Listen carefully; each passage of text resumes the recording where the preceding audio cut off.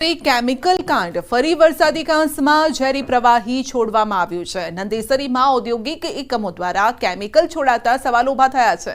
સિંહાકોઈ વિસ્તારથી પસાર થતી વરસાદી કાંસમાં મોટી માત્રામાં કેમિકલ યુક્ત પ્રવાહી છોડાયું છે।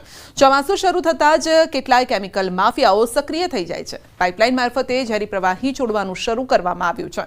કેમિકલ છોડાતા જીપીસીબી સામે સ્થાનિકોમાં રોષ છે।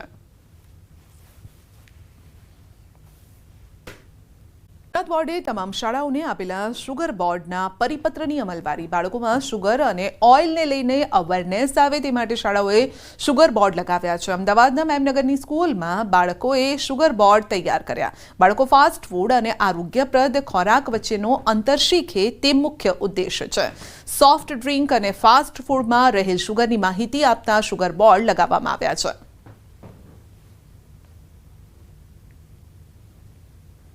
ज़्यादा शुगर खाने से हमारे बॉडी को डायबिटीज़, ओबेसिटीज़ नाम की 2 बीमारियां हो सकती हैं और एक एडल्ट ह्यूमन को mostly 6 tablespoons of sugars in per day खाने चाहिए।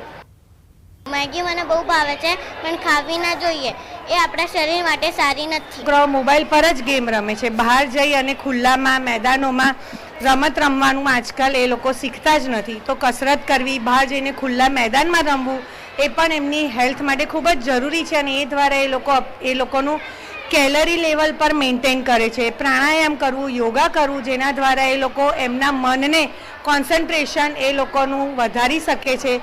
મોરબીના હળવદસરા રોડ પરના રહીશોએ પાણી મુદ્દે ચક્કાજામ કર્યો છે। પાણી સહિતના પ્રશ્નોને લઈને હારીનગર ગોલ્ડ સોસાયટીના રહેવાસીઓ રસ્તા પર ઉતરી આવ્યા। સોસાયટીમાં પાણી નથી આવતું અને જો પાણી આવે છે તો તે પણ ગંદુ આવે છે। તેમજ ઠેર ઠેર ગંદકી, સરકારી શાળાનો અભાવ, ગટરો ઉભરાવા સહિતના પ્રશ્નોને લઈને ચક્કાજામ કર્યો હતો। તો મોટી સંખ્યામાં મહિલા સહિત લોકો રસ્તા પર ઉતરી આવ્યા અને વિરોધ કર્યો। હળવદ નગરપાલિકાએ પાણી અને ગંદકી મામલે કામગીરી શરૂ કરવાની ખાતરી આપતા ચક્કાજામ દૂર કરાયો છે। 4 નંબરની શેરીમાં આજે 15-20 દિવસથી પાણી નથી આવતું।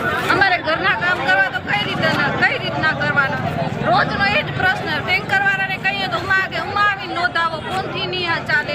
તો અમે શું નવરાત્રી વારા ગણિતમાં નોંધાવા જવાનું? 2 દિવસે નોંધાવા જાય તો કહેશે 4 દિવસ રહીને પાણી આવશે, કાં કહેશે 5 દિવસ રહીને આવશે। તો ત્યાં લગી અમારે કરવાનું શું પાણી વગર? રાજ્યમાં દારૂ ઘુસાડવા બુટલેગરો બેફામ છે। અરવલ્લીની શામળાજી બોર્ડરનો વિડીયો વાયરલ થયો છે। એલસીબીની ટીમ દારૂ ભરેલી કાર ઝડપવા પહોંચી હતી। કાર ચાલકે પોલીસ જોઈ અને પૂર ઝડપે રિવર્સ દોડાવી। પોલીસ બુટલેગરની કાર વચ્ચે બન્યા દિલધડક ફિલ્મી દ્રશ્યો। બુટલેગર અંધારામાં સતત કાર રિવર્સ દોડાવી રહ્યો હતો અને ફરાર થયો। પોલીસની ગાડી જોઈને બુટલેગરે કાર રિવર્સ ભગાડી હતી।